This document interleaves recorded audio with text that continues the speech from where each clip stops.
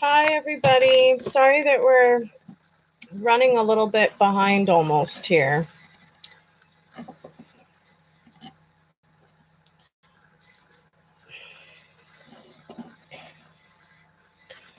I want to see where we are at for the downloads, though. Man, I've had one heck of a day today. My back is killing me.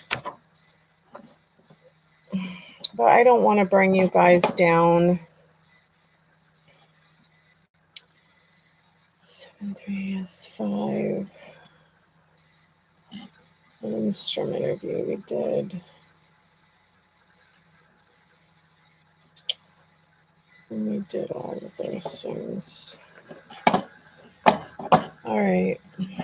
Let's go back here.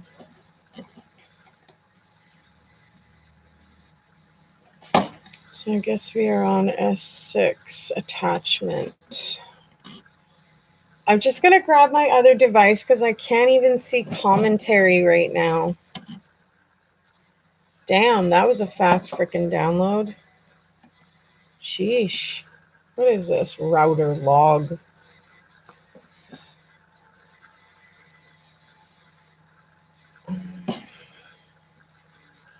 I still can't see your comments though, so hang on, you guys.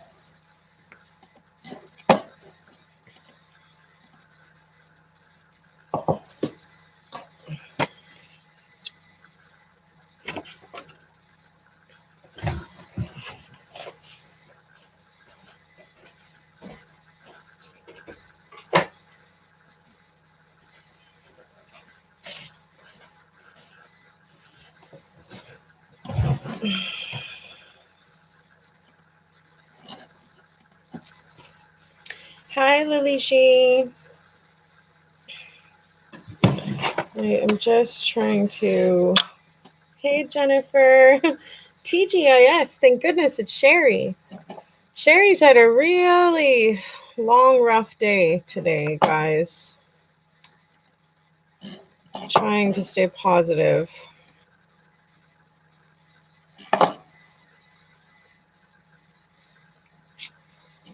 So this would have been the evidence from their digital devices and stuff. Looks like the documentation in order to acquire some of it. So we're just here for one short hour. We'll be wrapping it up just a little bit before 7.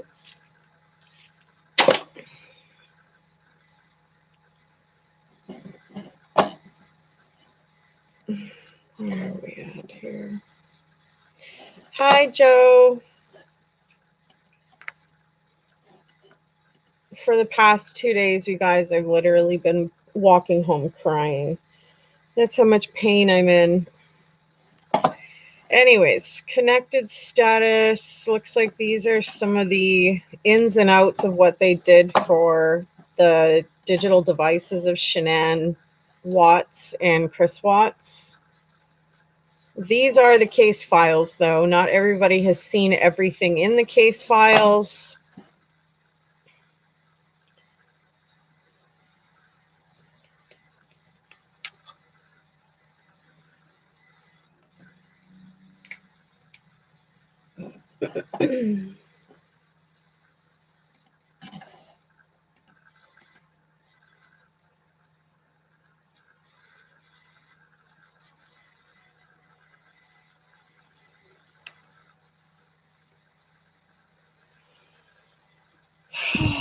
Okay.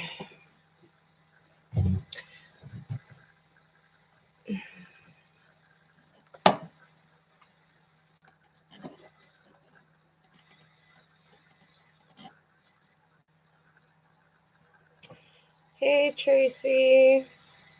How you doing, hon?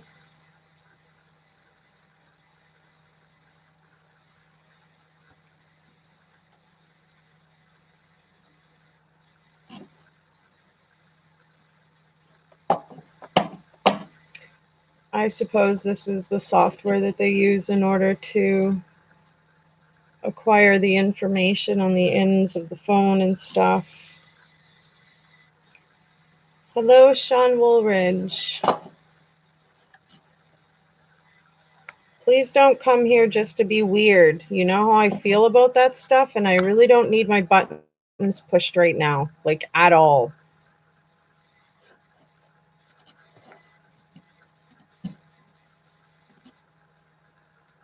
I promise you, if you take that as a challenge and an opportunity to try and push it, you will definitely get blocked.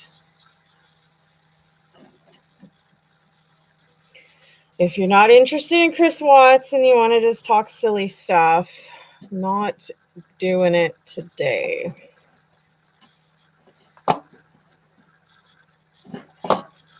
I love it when it's a fast download. Like, yes, thank you.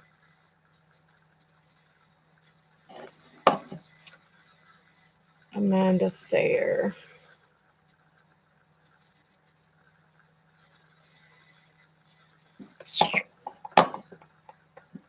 Should we do the enhancement? Obviously, seeing as the hackers and haters want to blur my shit right off the bat. Well, there you go. You can go F-bomb yourself. Okay.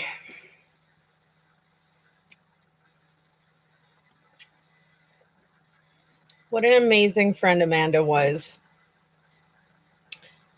There were so many people that were concerned with what was happening due to Chris Watts being on national television.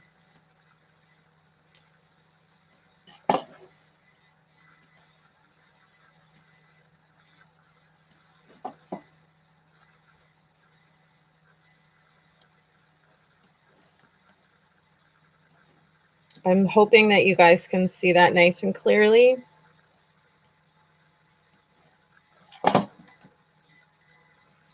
You know, Chris Watts sure didn't count on having Nicole Atkinson come and sort of light a fire under law enforcement's arse to say, hey, my friend's missing, you know, because Chris would have waited all damn day, right? He certainly wasn't concerned. It appears as though he was more concerned with just having an alibi for the whole situation.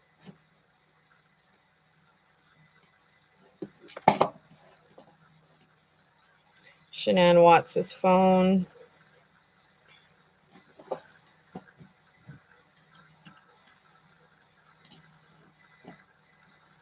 Yeah, it's such a good thing that she did. I don't think that Chris planned on, you know, anybody interrupting anything after his heinous acts, but thank God for, you know, Nicole Atkinson coming about, knocking on the door, kicking down the garage kind of thing. Like, where are you? I see your flip-flops are still here. I see that your car is still here and the girl's car seats are still here.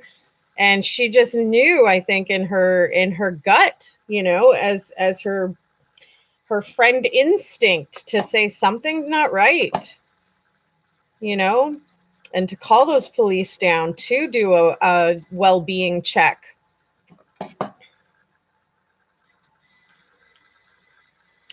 Sherry, do you watch any of the medium readings in the Watts case? No, I haven't actually. There's been so many different ones that have come out. It's like I'd really love it if somebody could authenticate one so that I could go and watch that one. Somebody who's already been validated, already kind of, you know, been proven that they know what they're talking about kind of thing. There's so many false people out there that try to act like they got skills on things that they really don't, you know? So if I could find one that has been validated, I would probably very much so follow that individual. You know, such as people who've worked with police that have helped solve cases they knew literally nothing about. They come in to the police with information saying, this is what I had, you know, come to me in a dream, or this is what I had a vision of, or whatever you want to call it. And then, you know, go forth with adding the details, right? But like I said, there's so many falsies, fakey people out there that are trying just to get some sort of, I guess, recognition in the world, that are coming out of the woodwork saying this, that, and whatever. If there was one that was actually good, yep, I would totally follow that one, you know? Hi, Linda. Hi, Gigi. True story, Sherry. It's been a long time since I haven't been able to catch a live. I'm so glad you could make it, girl. Much love. There's one called Mystic Brady. She said this will be solved in 2020. So we'll see. Right, but I guess it would be nice to know, what's the history on Mystic Brady? Has this individual actually helped solve something in the past, or, are they just somebody that's also guessing and taking a stab at things? I wonder, has anybody validated this person? Hi, Susie/Nancy.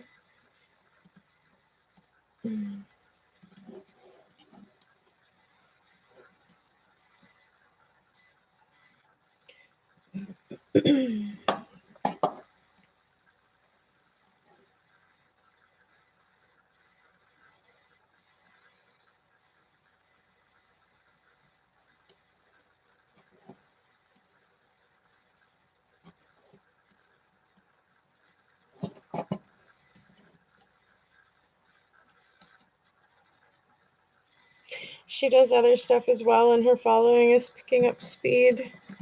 Well, that's awesome, for real.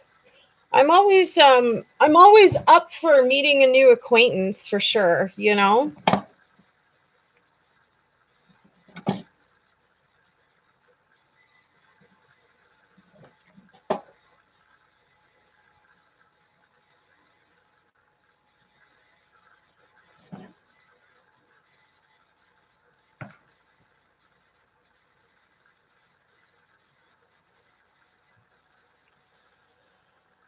Oh my gosh.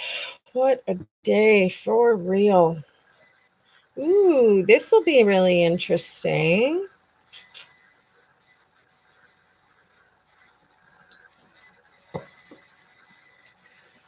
So this is the interview on Nicole Atkinson's end.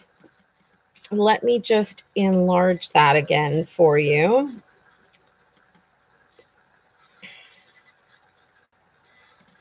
Whatever. We don't really need the numbers on the side, right? Interview with Nicole.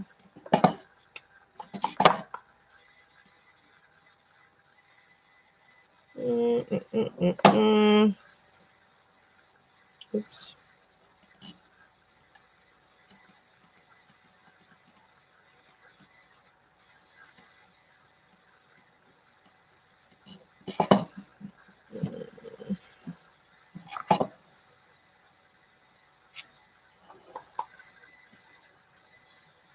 I don't know if we want to do full screen. Let's see. This F11 to exit. I just want to move it over a bit, but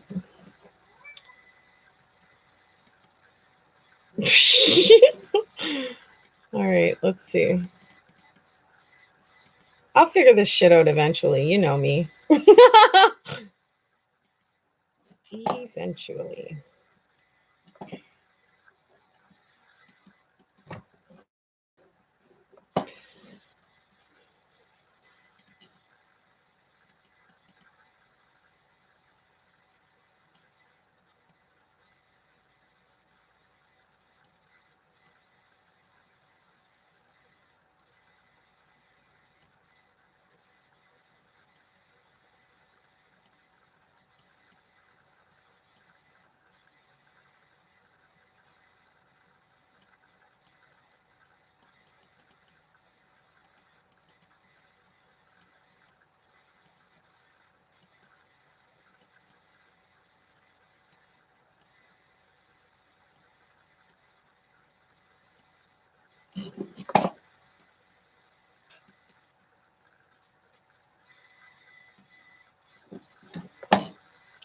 Okay, I just didn't want to show the personal info of like whereabouts, address, or anything like that. So now we're into the actual interview. Personal information is really not important. Salut ma belle Yvette. Je suis très contente que tu es arrivée ici aujourd'hui. All right.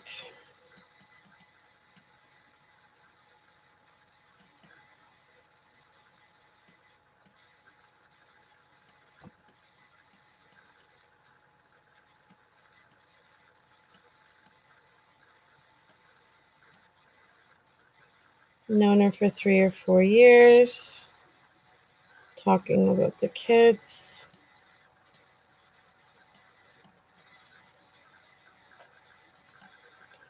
How old they are.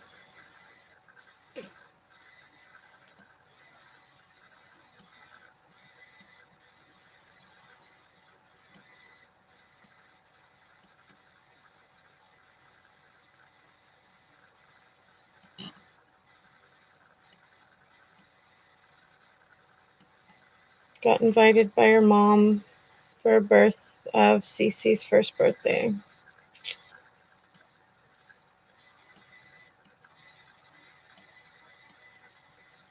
I don't know if everybody has read her whole interview, so it's probably quite extensive considering she was the first person that, was showing signs of concern for her friend, right? So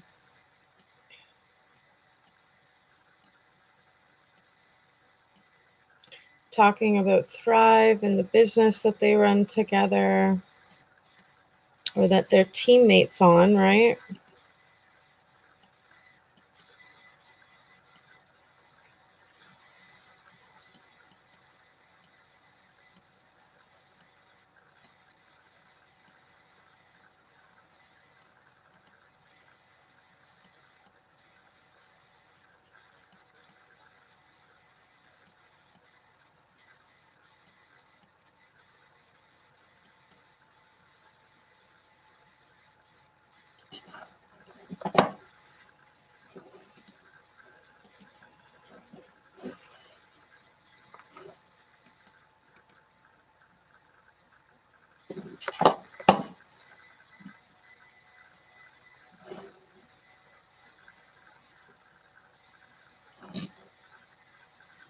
Huh, that's pretty cool. We could have it read out loud to us. Huh. I wonder what that sounds like.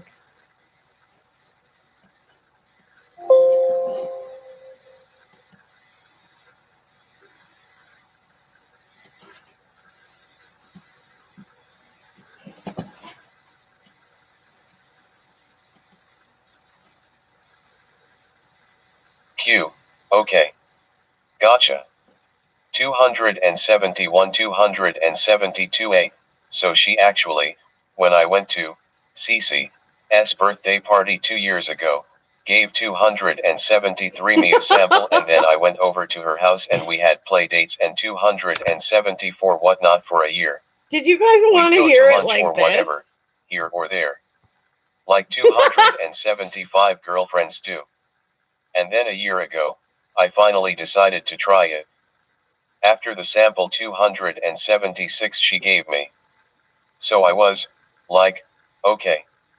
I text her and was, like, I'm gonna try 277 it. All And right.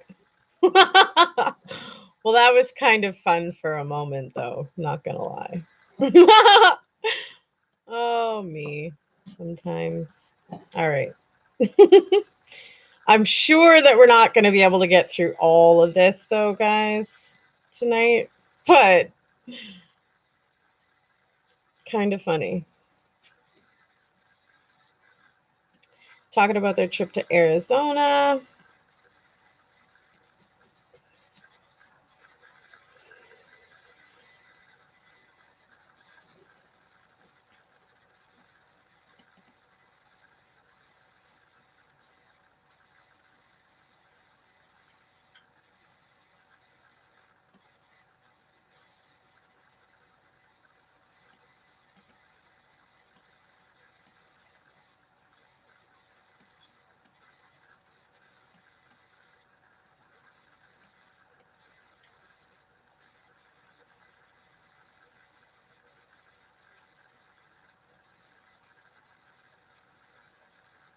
That was good for a little bit of a laugh, though, don't you think?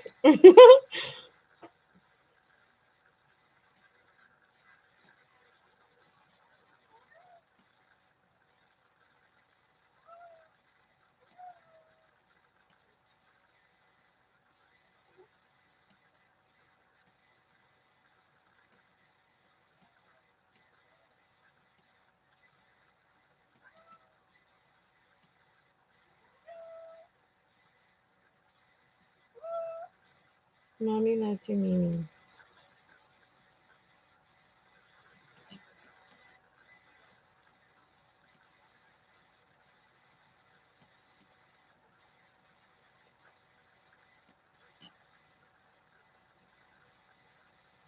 $72 pages.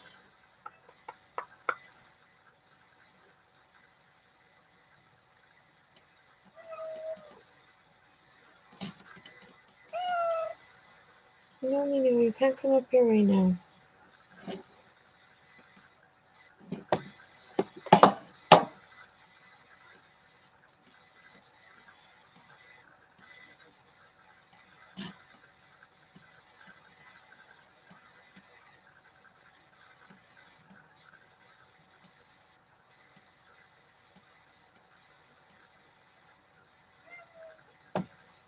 Power went off. I missed so much, but I hope YouTube gives me the next time you are on. Thank you.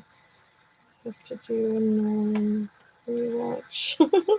Robotic voice. Did you hear that, Linda?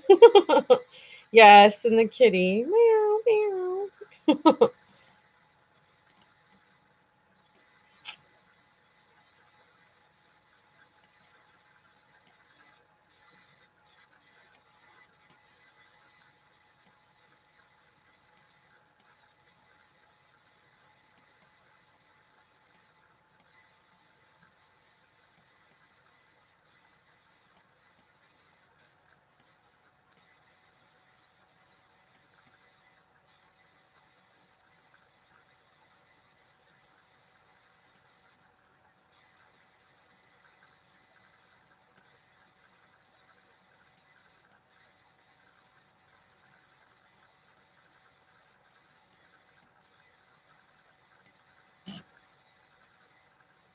Yeah, totally odd for her to be out of touch and not online. They were messaging each other like early before the sun is even up sometimes. They talked all the time, right? Well, I am kind of skimming through it for you guys. For those that want to actually read it, you can sort of pause the screen to keep reading it. I'm not flying through it, but if you're somebody who perhaps didn't see, well, that's great. Didn't see her interview, we are kind of skimming over this.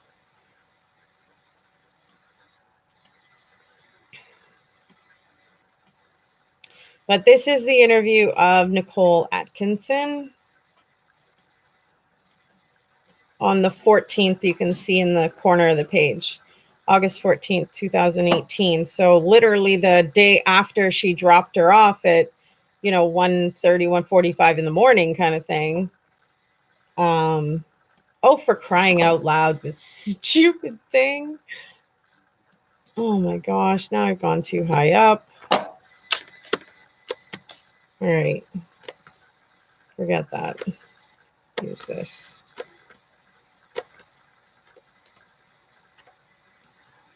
Some speed reading skills. Yeah, I'm kind of skimming it myself, because otherwise I'd have to sit here and read it to you. Unless you guys want me to do that, I could actually do that.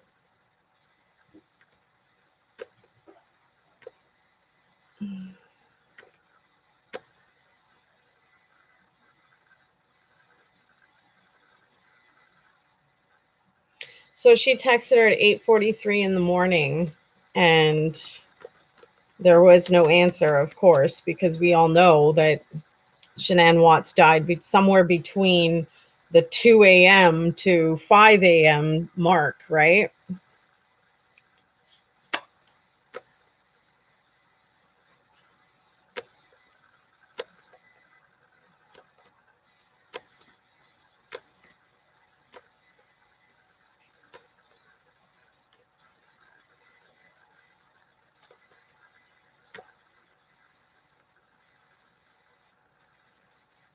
I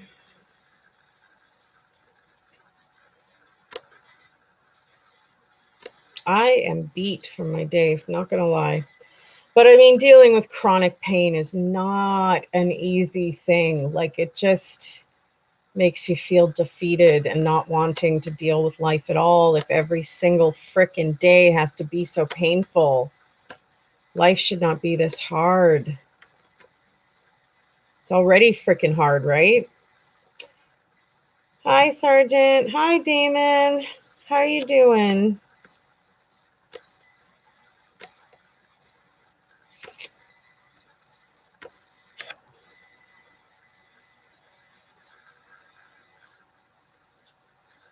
Now they're talking about the finding of the phone, which we all know was Nicole's son, Nicholas, that found it, right?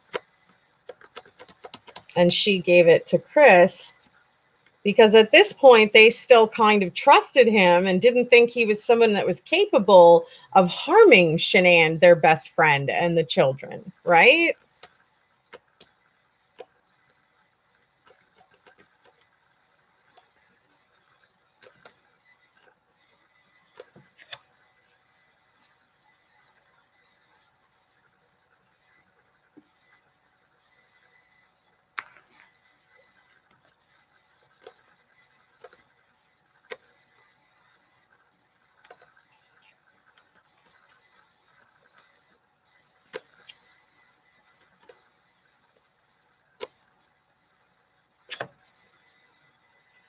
Dropped her off just before 2, got home just after 2.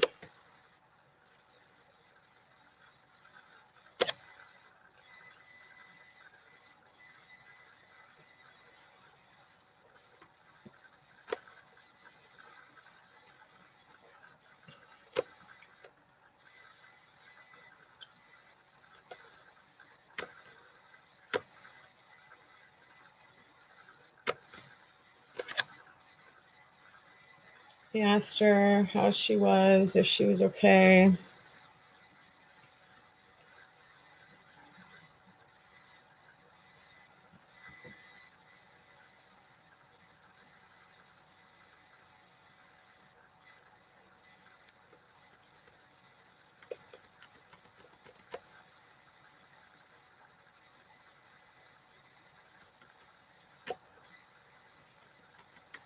Hi, Vicky. Oh my goodness, so long since we've seen you.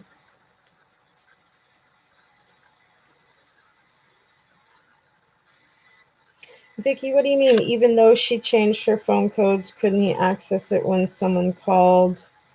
Well, I think because the actual reveal of the telephone, the cell phone that Nicholas had found was legitimately on the police detective's body cam footage. And I mean, so we all saw that while it was found and given to Chris, it was at that point turned on and they were all discussing how to get into the phone, right? So I think it's pretty safe to say that Chris probably didn't do anything unless he did it before he shut it off, before he hid the phone or whatever. We don't even know if it was fully him that did that. He seemed a little bit shocked that it was even found, right? So maybe it wasn't even him who put the phone there. Could it have been the accomplice? I don't know. You tell me.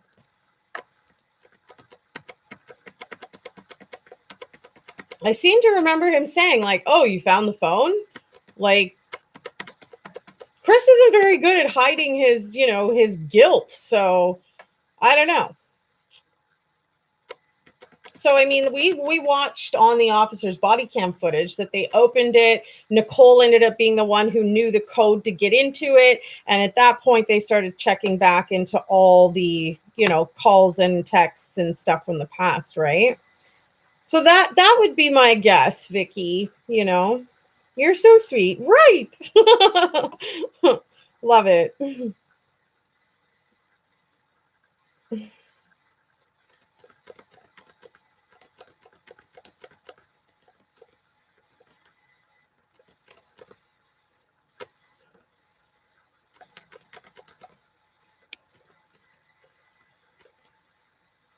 So Nicole Atkinson, of course, as we know, couldn't get an answer. She knew she had a doctor's appointment at 9 a.m. And, you know, thank goodness she went and checked up on that, right? Just wanting to see that she was okay. And, of course, getting the usually only privy to doctor info, she was able to find out that Shanann didn't show up at all. And at that point, I believe that she believed that something was seriously wrong. I don't think that anybody at this point thought that Chris Watts could be responsible for any of it. But I think that she realized at this point, after checking with the doctor's office and finding out she didn't arrive and she didn't call in to reschedule, how out of character that really was for Shanann Watts. And at that point, her best friend, Nicole, knew there was something absolutely wrong, right? That's my take on that.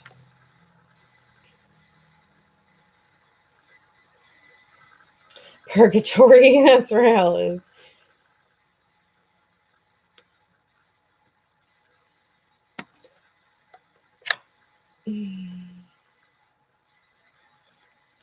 So they came back from San Diego on the 25th.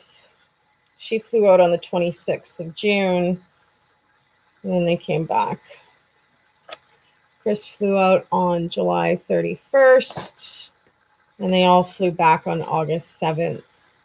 But we all know what Chris Watts was doing for the month of July, so he was already completely freaking checked out of his marriage.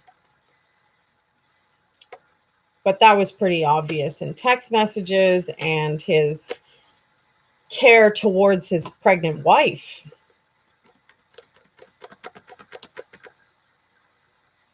How he thought that was a good idea, I will never understand, right?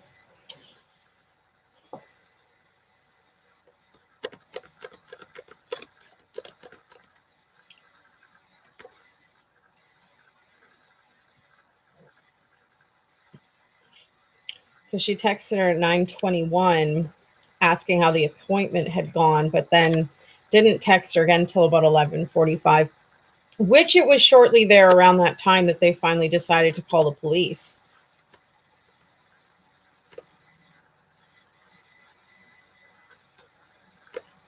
I'm just so glad that those sequence of events actually happened the way that they did, that Nicole put a fire underneath the official's ass saying, like, listen, something's wrong with my BFF here. She's not answering my text messages, and we talk every single day.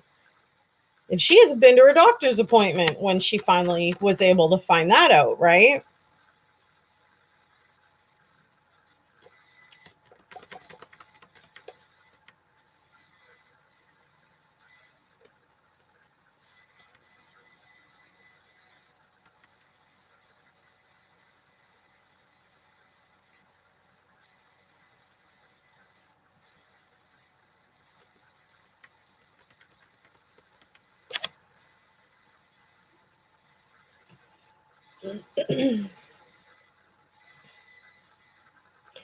Yeah, I think as soon as they realized that both of them didn't get any of the text messages back or any of their text messages answered or any phone calls or anything, that was when she texted her saying, like, I'm very worried. I'm coming to your house, and the reason I decided to go to her house was because I had watched the dog, Dieter, the week before, and I didn't bother Chris because I knew he figured he was at work, but I figured, like, well, maybe after he left for work, she passed out or something. She's pregnant, wasn't feeling well.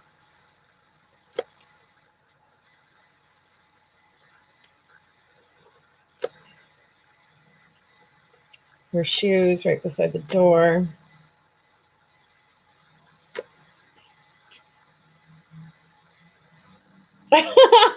That's so funny. It's odd if she's not here. She buys the same damn flip-flops every year because she likes them that much. That's so funny.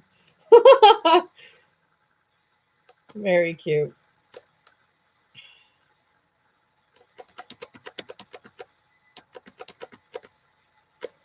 Picture of the flip-flops because she had screenshot and sent that to Probably one of the other girls that they were friends with, right? Just asking for information to get to those texts. What color were the flip-flops? They're black.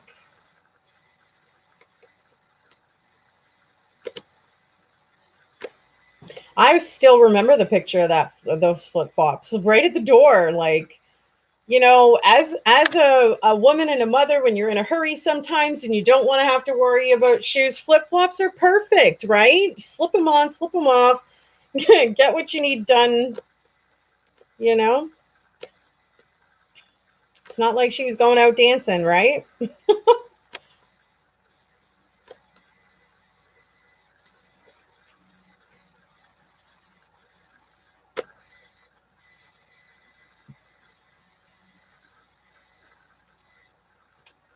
That's cute. Those must have been some pretty freaking comfortable flip-flops. Now I want to know what kind they are. It's the only pair of shoes that she brought with her for a trip to Arizona. They must be super comfy.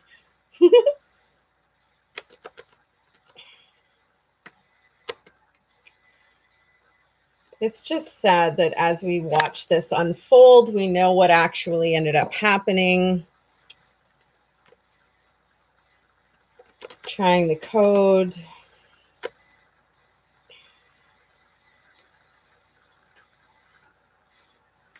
Hi, Wendy. Hi, Sean's princess. Mine are by my door. Yeah, me too. Like, it's so quick to throw on your flip-flops. You got to go throw out the garbage or, you know, whatever. It's so quick. And then winter comes and I'm like, damn it, I miss my flip-flops. For real, though.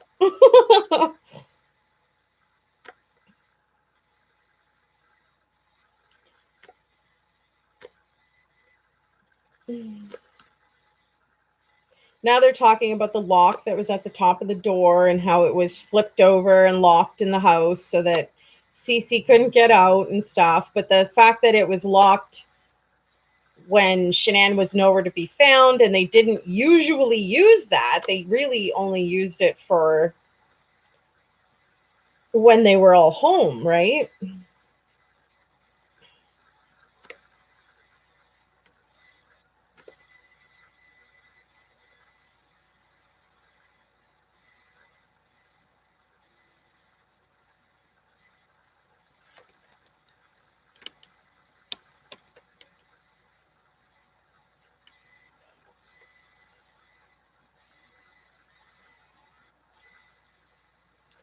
Not trying to bring you into our personal stuff, but me and Shanann are separating and we're going to sell the house. I love the way Nicole's answer is, listen, like, that's not my problem. I don't give a fiddle. What the fiddle's going on in your marriage right now? Where is your wife? Like, what? Where is she? Why do you have no explanation, right?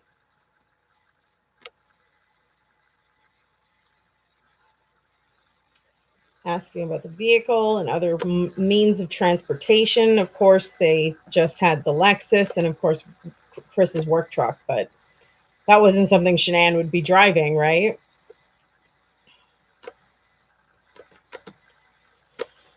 Oh, man, my back.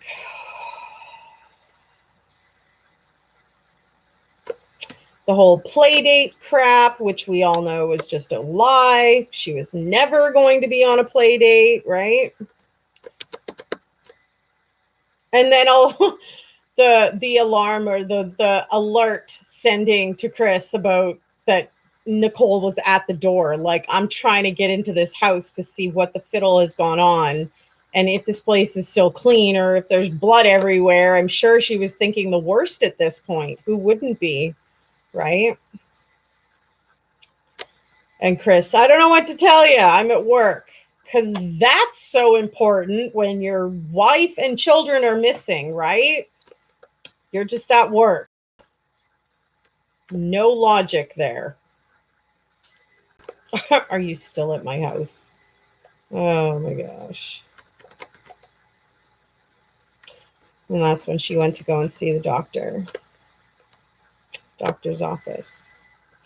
HIPAA laws. Yes.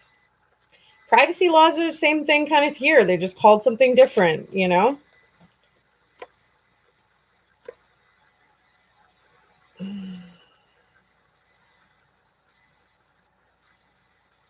Oh, he so looked guilty from the get-go. I think anybody, a child watching that man in his interviews could have said, this guy's done something wrong. Like, he seems, there's something wrong with him. He's off, you know?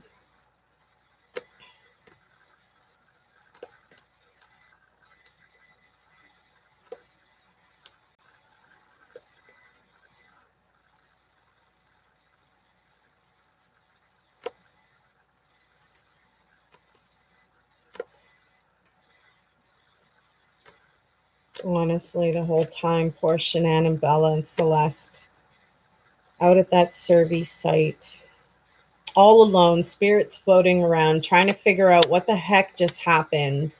I can't even imagine.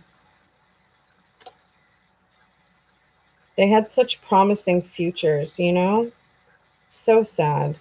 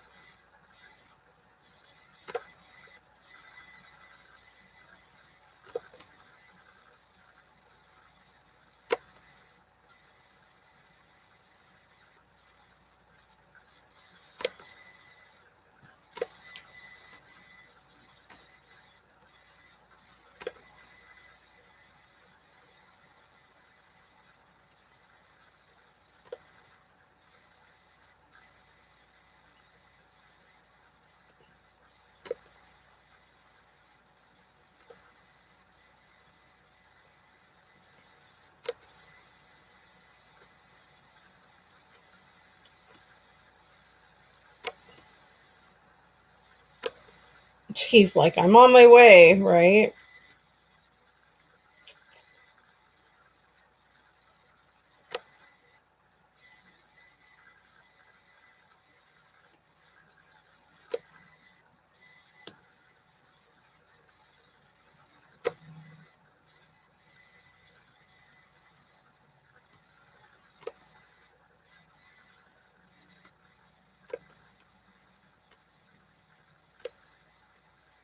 Hi, Gianna Marie. Oh, you're so sweet. Thank you.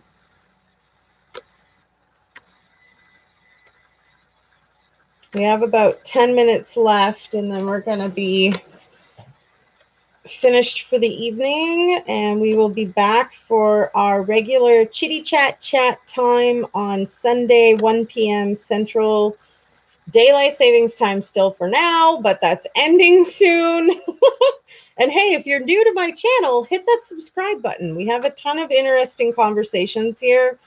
Lots of acceptance and no bullying and no attacking. My platform is open to all ages, all races, all sex, all ethnicities, all belief systems. All is welcome. In all honesty, the more the merrier. I'd love to have you all and all of who you know and everybody else. Hashtag goals.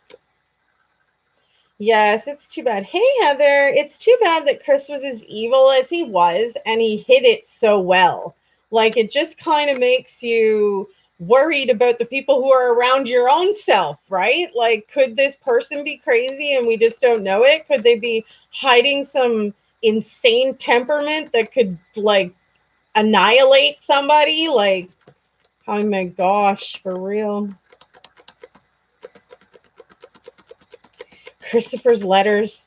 Honestly, I don't really think that's going to be a book. It's just going to be like letter after letter after letter after letter after letter. And this one's from, and this one's from, and this one's from. You're going to see the repeat letterers and whatever. I don't think that's actually, I see it being more of a diary that they're releasing of all these letters than a book, but I understand what you mean, Yvette, that you're not at all going to support it. I get it.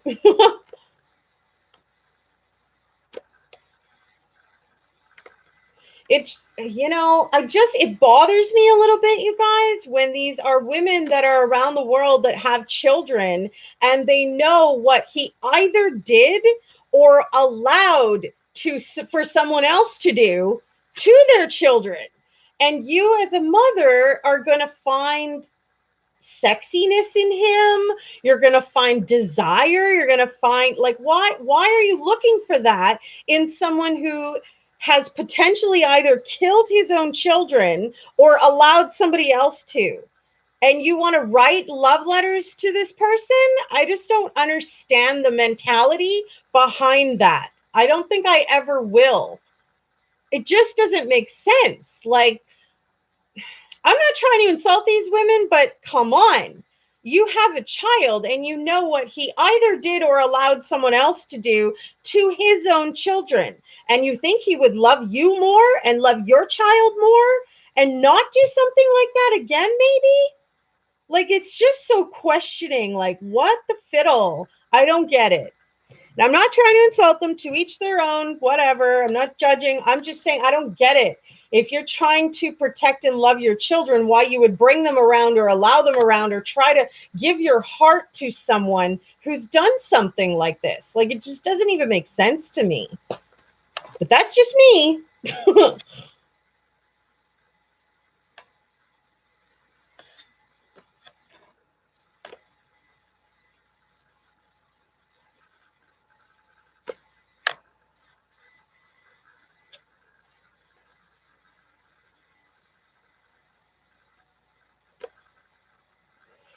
In all honesty, Annie, I don't think that Chris Watts is, that the Ruziks would have done anything to harm Chris Watts. They just don't seem to have that bone in their body.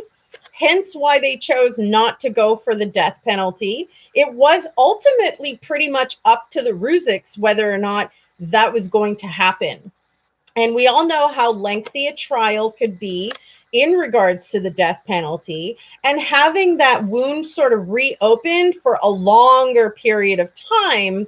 And, in all honesty, the Ruziks said, like, their words were they didn't not want to play with his life because he played with their daughter and their grandchildren. They didn't want to be responsible for something like that, for basically taking his life now, right?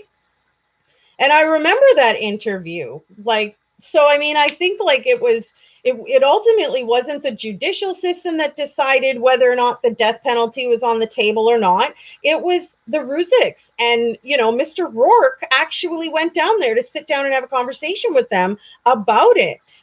And it was ultimately their choice to say, we just don't want to have that on our hands. And I completely understand that.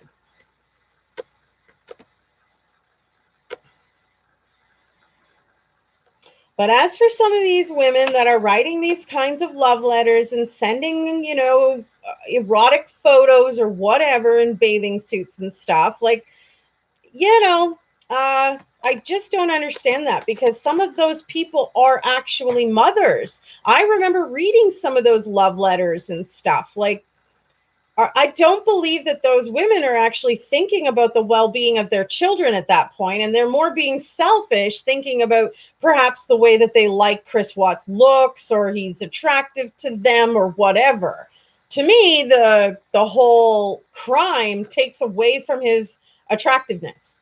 I've been one to admit, when I very first saw Chris on the news begging for his wife and children, I thought he was a decent looking man. I couldn't understand what was going on. And of course I looked up the family and stuff. But to know that he did what he did, or allowed for some of that to happen, and then these women are sending these love letters like they love him. Like, I mean, I just don't understand some of that.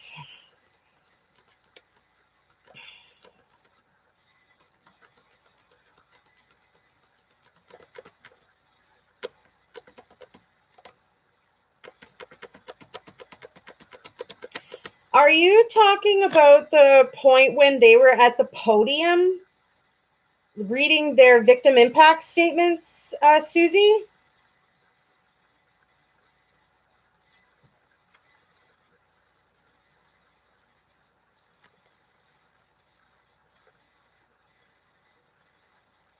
Because if that's the case, I mean, it was strictly only the way that they were facing the judge to read the impact statement was the reason that they had their back to Chris Watts, who was behind sitting at the defense table, right? So, but I don't recall seeing them physically turn their backs while sitting behind in the viewing part of the courts, looking ahead to the judge, looking ahead to the prosecution and the defense tables. I don't recall ever seeing them completely turn their backs all around and not look at the judge while he's reading the sentence.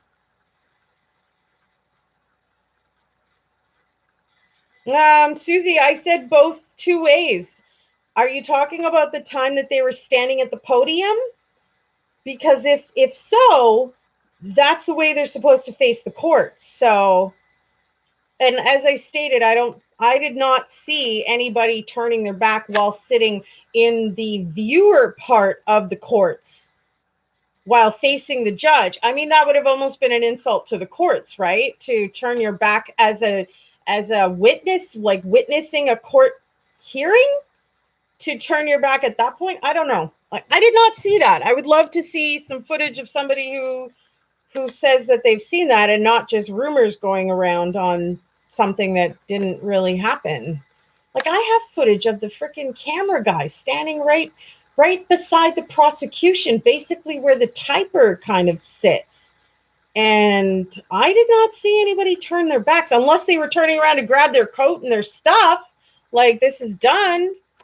But I didn't see people physically turn around and look towards the back of the court.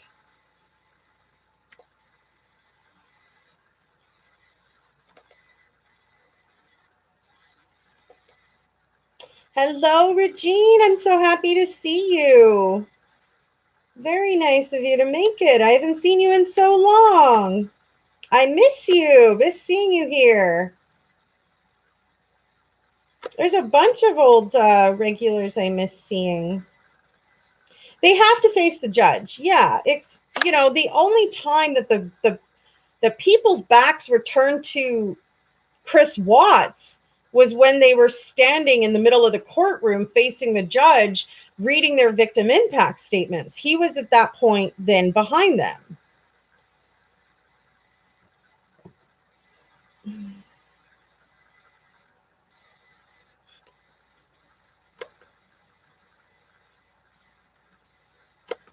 His mother did what? Chris Watts' mother turned her back?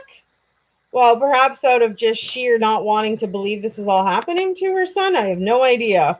I mean, it's all his own damn fault, so I don't see how she could be placing any blame anywhere else. So should just be looking at your son at that point.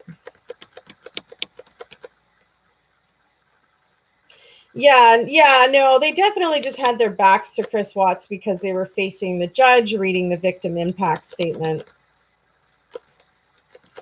Well, folks, I'm going to end this one on page 35, just so we're at a nice even number. 35. We're going to get back right next week, Wednesday, 6 p.m. Central Time, okay? If you're new to the channel, you enjoy the Chris Watts files and the case files actually being seen straight from Weld County, please subscribe. And if you enjoyed our hangout chat time in regards to the case, please hit that like. I appreciate the support, you guys. It's TGIS. Thank goodness it's Sherry. And we are going to be opening more of the Weld County case files Wednesday, 6 p.m. Central Time. I love you guys. I love your support. All of our interactive conversations. You guys just rock. You're the best. Thank you for all your online love and support. And we will be back for our chill chitty chat time Sunday at 1 p.m. Central Daylight Savings Time. The time went so fast, but that's what happens when you're having a good time in chat room, right? Time flies. I love you guys so much, and I hope that you enjoy the authenticity that the channel has to offer and the non-bullying platform where everybody can speak their mind here without getting ganged up and beat up on, right? So much love to you all, and I will see you again soon for another true story with me, Sherry Weems. I love you all. Bye. Thank you for your support. Ciao for now.